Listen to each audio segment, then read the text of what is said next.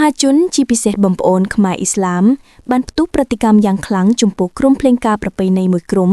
ដែលបានបង្កើតនៅវីដេអូបែបកំ pl ែង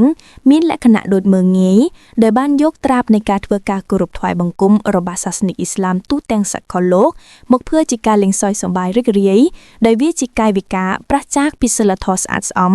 របស់សាសនិកអ៊ីស្លាមយ៉ាងខ្លាំងតែទោះជាយ៉ាងណា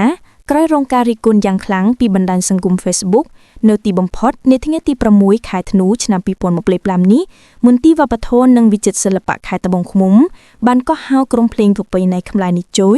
ដែលមានទីតាំងស្ថិតនៅភូមិកោងកាងឃុំកោងកាងស្រុកពញាក់ក្រៃខេត្តត្បូងឃ្មុំមកធ្វើការណែនាំអប់រំនិងធ្វើកិច្ចសន្យា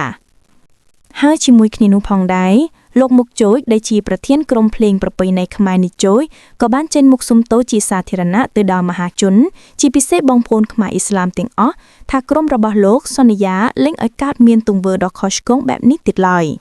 គូបញ្ជាក់ថាសកម្មភាពរបស់ក្រុមភ្លេងប្រពៃណីខ្មែរខាងលើនេះបានកើតឡើងនៅក្នុងពិធីបុកល័ក្ខនៃកម្មវិធីអាពាហ៍ពិពាហ៍មួយកាលពីថ្ងៃទី29ខែវិច្ឆិកាឆ្នាំ2025ដែលការសម្ដែងនោះមានកាយវិការមិនសមរម្យប៉ះពាល់ដល់ការប្រតិបត្តិជំនឿសាសនាបងប្អូនសាសនិកអ៊ីស្លាមយ៉ាងខ្លាំង